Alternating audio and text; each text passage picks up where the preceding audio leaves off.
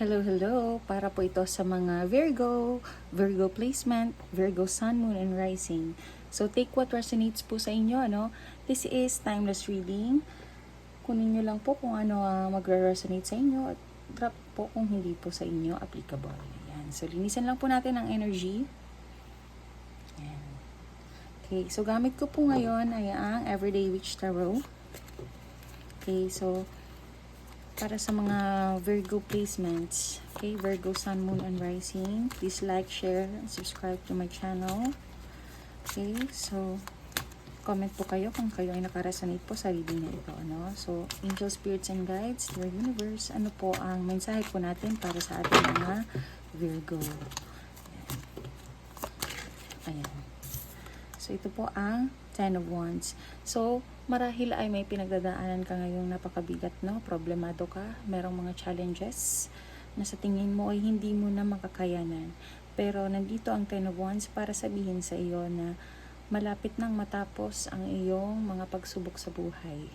Okay? So, kapit lang, malapit mo nang marating ang tuktok ng bundok. Ayan, no? So, marapit ka na makasurvive sa iyong pinagdadaanan ang mga pagsubok.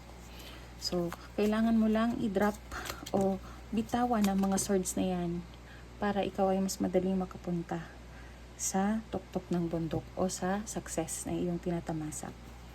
Okay, next. Next card po. Angel, Spirits, and Guides, Universe. So, ito na lamang. Nine of Swords. So, meron talagang bumabagabag sa iyong isip, ano? So, marahil ay ikaw ay nag-iisip, masyadong nag-overthink ng mga scenarios, kung ano ang pwedeng mangyari. Pero kung titingnan niyo po dito sa picture, ay nandiyan ang Sun. Kailangan mo lamang tingnan na merong pag-asa.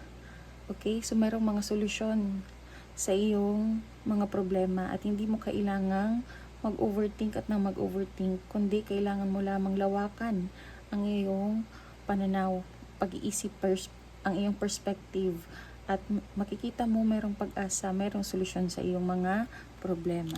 Ayan.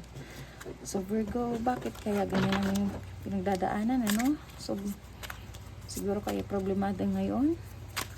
Okay, ano pa po? Your universe, angel, spirits, and guides. So ito ay Page of Cups. So napakaganda, no? So meron po siguro sa inyong opportunity sa love or maging sa trabaho siguro ito, ano, pero mas more on love ito. So meron sigurong papasok sa buhay ninyo na younger person, may offer po sa inyo ng opportunity in love, relationship. Ayan, so nasa inyo po yan kung iyon ay inyong tatanggapin o hindi. Ano pa po ang mensahe ninyo, angel, spirits, and guides sa ating Virgo placements? High Priestess. So ngayon ay siguro napakalakas ng intuition mo, no?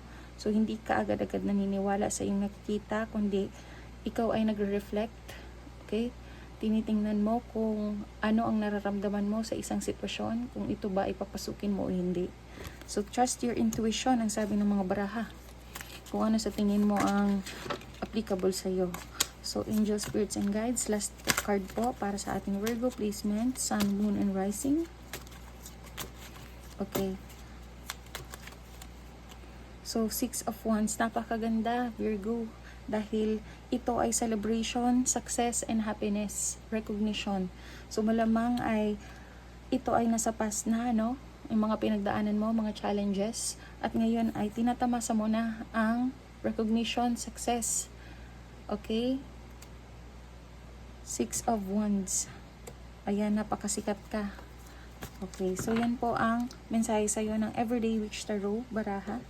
Ano naman po ang mensahe sa iyo ng Super Attractor cards natin? Okay, so Super Attractor, Angel, Spirits, and Guides para sa ating Virgo placement, Sun, Moon, and Rising. So, believing in spiritual guidance give me certainty and the freedom to keep dreaming even when I can't yet see the results.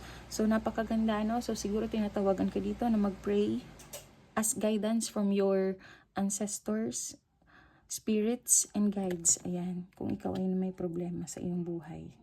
Napakaganda po. Ayan. So, ano pa kaya? Last one. The universe has big plans for me and it's time to claim them. Okay, so you are invited to look at the bigger picture. So wag kang mag-focus masyado sa iyong mga problema, kundi tingnan mo kung ano ang nasa horizon for you, no?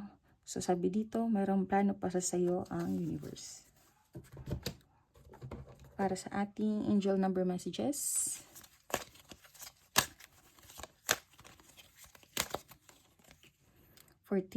I am practical. You are open-minded and always up to try something new. Yet you are wise enough to stop and think before you jump into things. This pragmatic approach helps ensure your time, attention, and efforts are meaningful. So sabi dito ay ikaw naman ay very open to new opportunities. Okay? Sa mga bagong bagay na gusto mong i-try. Pero alam mo din ang iyong mga hangganan. Kailangan mong i-weigh ang mga risk. Okay, so yun lamang po, dear Virgos. Sana po ay napulutan niyo po dito. May napulot po kayo dito sa ating reading. So last na lang po para sa ating tea leaf. Valley. Deep personal strength and peace that assure success. So siguro ay resonated ito sa ating 10 of Wands. Ano? So sabi dito, kailangan mong maging strong, magkaroon ng peace of mind, para ikaw ay mapunta sa iyong gustong matamasa. Maging successful, maging prosperous and abundant. So, yun lamang po, dear Virgo. Thank you so much for watching.